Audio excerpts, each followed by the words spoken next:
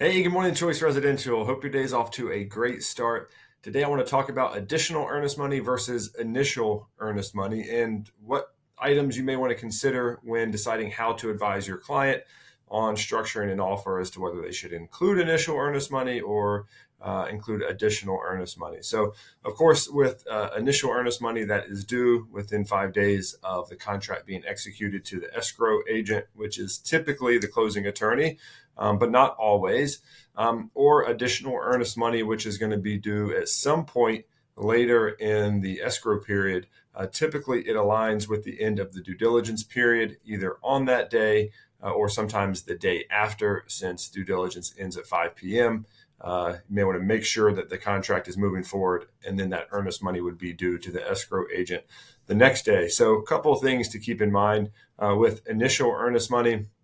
It can be a number of different formats in terms of payment to the escrow agent. So maybe it can be a personal check or a wire or other electronic transfer. But when it comes to additional earnest money, it has to be readily available funds. So that's going to be a certified check or a wire transfer are going to be the most common ways that you would get that money.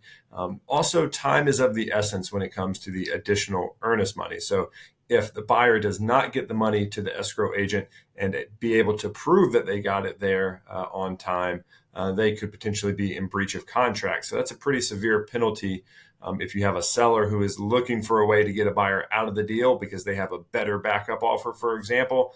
You don't want your buyer to trip up and deliver the additional earnest money late and be at risk of the seller being able to terminate the contract. So you want to bear that in mind. But strategically, it's often going to be better as a buyer's agent or as a buyer to use the additional earnest money rather than initial earnest money, because that money is not at risk until the end of the due diligence period anyway. So why should it come out of the buyer's bank account?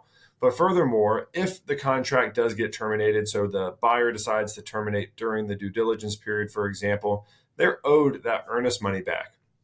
But if they provided initial earnest money, then they're going to be at the mercy of the seller signing the release to allow the escrow agent to refund that earnest money. So even though the buyer can unilaterally terminate the contract, that contract is effectively terminated, that earnest money is still with the escrow agent. And until both parties, buyer and seller, have signed that release, the escrow agent is not allowed to release that earnest money back. So that would be a reason why you'd want to consider using additional earnest money as opposed to initial earnest money. But again, even though it does have that positive benefit of the buyer doesn't have to rely on the seller to allow them to get that money back if they terminate legally, it does have the downside of there's a risk that the buyer could end up in breach if they don't pay that money on time. So if you're using additional earnest money, which I'm an advocate for, I think it's a good solution, a good strategy in many cases.